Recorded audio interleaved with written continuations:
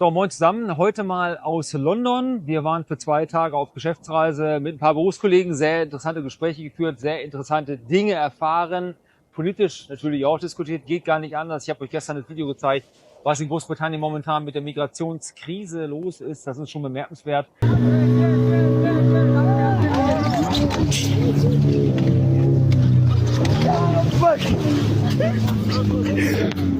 All direkt. Alhamdulillah.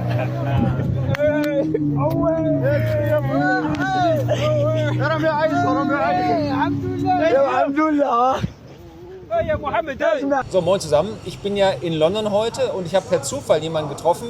Chris, nice to meet you. Nice to meet you, sir. We are in Waterloo Station. Just outside Waterloo Station. It's the main hub for porter travel in the UK, where a lot of people from all around the UK will get a train into there. So it's a bit of a central hub for a popular tube station in London. I just spoke to you, both of you, your mate, my colleague Lee. Your colleague, and you are trying to support veterans. Yeah, we're trying to help homeless veterans, which is rife in the UK. The last known figure in the UK was over 4,000 veterans that ultimately are falling on hard times, that are on the street.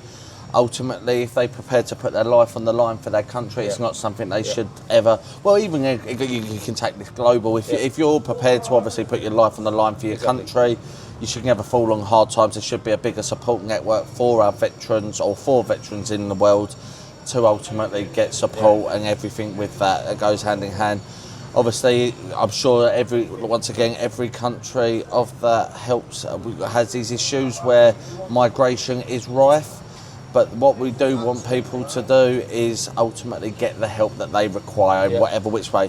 So where you've got migration coming over, they're fleeing the country for one reason or another, whatever that may be, but it doesn't mean we need to neglect the people that are currently in our country as well. And likewise for you guys in Germany, people in Australia, people all over the world. We have massive problems with migration. Let's be straight or frank on it. Of course. I bet you and we in Germany, everybody around the world will definitely help people who need help. Yeah, but absolutely. we have migrants coming into Germany, and I saw it on TV. You had Saturday 1,200 migrants crossing the Channel. Yes. The whole of England and Wales, it's 150 stabbings a day now, and it's risen 90% on a 10-year period. That's the whole of the UK. Most of them young male, fighting age. Exactly this is one of the big things that we see. You don't sort of, on the boats that tend to go over, it doesn't tend to be females or everyone. It is, as you say, young males that ultimately are of fighting age, which is, it's a hard thing to get your head around. And once again, like, people are, I mean, it could just be purely innocent that they're escaping their country for a better life to provide for their family back at home. But we need to tighten the borders. For myself personally, this is my just personal opinion, we need to tighten the borders, we need to look after our own, likewise with you guys, but they seem to be coming in and getting a good way of life, and we've got our own veterans or our own homelessness on the street, which have probably paid tax all their life just to fall on hard times, and that's the last thing that we ever want. Once again, I just think there needs to be a big vetting process for people to come over. You look at Australia and the way that it's hard to attain a citizenship in Australia, whether you have to do sponsored work or anything like that. Just there needs to be a bigger network of where we can close the net and ultimately have more control of who's entering the country and ultimately how they're entering the country. Of course, it's sad because you see on the news that a boat might capsize and children do sadly pass away. Got children of my own, it's devastating news. But the main issue is, why is it happening? You look at Ukraine and Russia and things like that. Why are these situations happening? Why have they been put into this situation? We're all for world peace, but we can't seem to get along. We can't get round the table. I mean, myself, I like to travel. I've been to Germany. I went to Oktoberfest in Munich. What a place. I'd love to go back. Absolutely love it.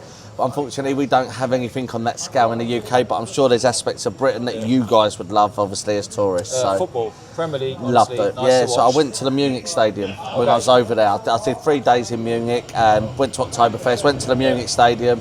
But once again, like, you've got stadiums across the UK. Well, we're in London, you've got Tottenham around the corner, Arsenal, Wembley, fantastic stadiums. I took my boy to Wembley at the weekend to watch a playoff game.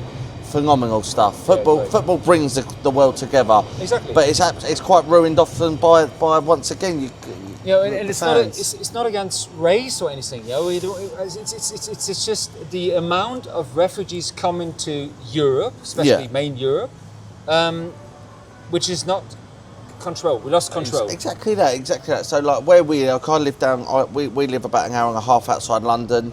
And we live literally right by the coast. We live by Dover, so it's obviously for us it's absolutely rife. One, it's creating jobs because you've got people in our area doing immigration checks and they're working in the hubs where people are detained and things like this. But retrospectively, it just needs to be broadened because they're coming in on a boat. You've got no idea who they are, their background or anything. Yeah. And often you get things that do happen. I mean, you go back to it, the terror attacks are granted that technology, CCTV, it's all through the roof now.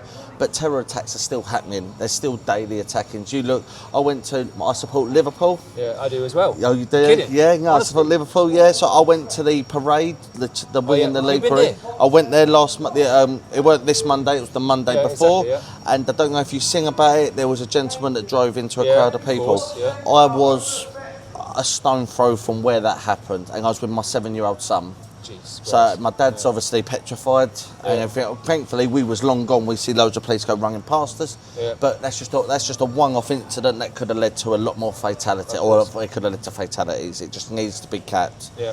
You're never going to stop trauma. You're never going to stop things like that happening, but we need to minimise it. Switch arms because my arm is almost no worries. One more question, honestly, because I'm very interested in speaking to people. What's wrong with British politics? Because you have a new party, Nigel Farage, with Reform UK. Yeah. I think they only existed last 9 months or so. Yeah. And they skyrocketed, overtook all other parties. Yeah. And I can't say I'm massively into my politics. I can graze over the subject. Right. For me, you're never going to have a party like Reform, Labour, anything like that. You're never going to have a party that's going to please everyone. Sure not. It seems to be that people are going into or trying to get into power based on fabrications. Okay. So we're gonna stop immigration. We're gonna help veterans off the street. We're gonna help the NHS. We're gonna do all this. And when it comes to it, it tends to be a case of, oh well, this needs to happen. Yeah. Ultimately, I think there's a lot of penalisation on the working class at the moment, and I think for politics to strive, I think a working class person should be in the hot seat, who feels the pinch, because ultimately you've got these politicians that are getting their utility bills expensed. So, for instance, I don't know what it's like in your country. Same. You've got obviously electricity bills, gas bills. Skyrocketed. Everything's going up, but they're not feeling the pinch. I saw something yesterday saying that energy companies could pay their workers everyone an extra 30 grand a year, and they would still make a profit. Tesco's could put 10 grand on the supermarket. So the people at the top seem to be getting they seem to be obviously just money goes to money. Of course it does. Yeah. However, everything's taxable. You get your wages, that's taxed. You pay for stuff in the supermarket, that's taxed. You get a car taxed, fuel taxed. All of a sudden you're paying so much money in tax, and the working class that just for trying to make ends meet can't do it. And ultimately what the domino effect of that is, people like ourselves, we can't then go and visit your beautiful country. We can't go and visit Germany. We can't go and do that because ultimately you're feeling the pinch too much at home. The middle class is shrinking. You don't really have a middle class Exactly anymore. that. No, exactly that. You're basically, I think you're manipulated from a very young age to be the perfect employee. Yeah, you're not encouraged to branch out, go and think for yourself, go and do something for yourself.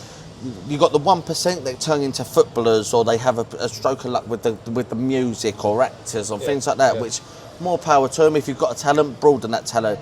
But I think there needs to be more of an encouragement for us to go out and create something for yourself, as opposed to being an employee or being a perfect person, because what comes to that is then you go back onto the politics, you're just dictated to by people. You've got to do this, you've got to do that. You look at London. For us to drive around London, it can cost anything up to 20, 30, 40 pound a day without fuel. Ridiculous. After you pay congestion charges, ULEZ charges, tunnel fees and things like this. So I think they're just trying to minimise the city, minimise people driving into the city. I think they're just trying to cause chaos for everyone, which ultimately it affects everyone. It does. So they want to keep everyone inside the UK. They can't afford holidays abroad. They can't afford that because they want everyone to stay in the UK. Truth be told, we've never recovered from the pandemic. It's the same in Germany, Yeah, honestly. never exactly recovered from the pandemic. And I think, you know, it's not a coincidence. No, no. And once again, like, there's no living proof of that, like, of everything that happened with that pandemic, was it? You're just, you have to believe what they say. Yeah, yeah. And I don't know what it was like in your guys, but our government were having a party during the pandemic. It was the same, you know, we called it plandemic, Yeah. so it was planned. Yeah. And yeah, they don't want to talk about it anymore, let's forget about it. Of course. But, since then, I think people have got crazy, honestly. Yeah, There's just 100%. society is just so destabilised, Yeah. you know, and I think it's the and same. ultimately, it's scaremongering. That's Yeah, it. exactly. So you were scaremonger. So, like, for instance, my partner's... environment, war, Yeah. scaremongering every time. Exactly So you this. can't settle down and relax and think about things. So, and it just highlights how much you've been manipulated from such an age to be gullible, because you look at the pandemic, don't leave your house. My partner's nan didn't leave the house until she died after the pandemic. Crazy. We had a situation where all it was, we had a fuel shortage, a diesel shortage. All it was there was a couple of drivers off or something happened. Everyone's rushing to get fuel, so you couldn't get fuel. You had to go and stock up on toilet roll, pasta, long-serving foods, because you're told to do this. But if everyone had just actually listened and went about themselves, it wouldn't have caused chaos. But you end up pushing people out of the way to get something that you don't necessarily need. Exactly. So that's me, mate. That's great, me. mate. Great talking to you. You honestly, too, mate. It's a pleasure. yeah. I'm jealous, and I hope we Yeah. can have a beer in Germany one time. Will do. Okay. See you. Take care. All the Bye. best, mate. Bye-bye. Bye-bye.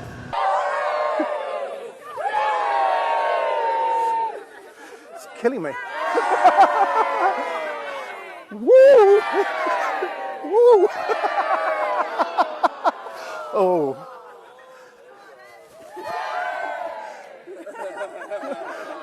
It's a refusal. No. To do it. Yes.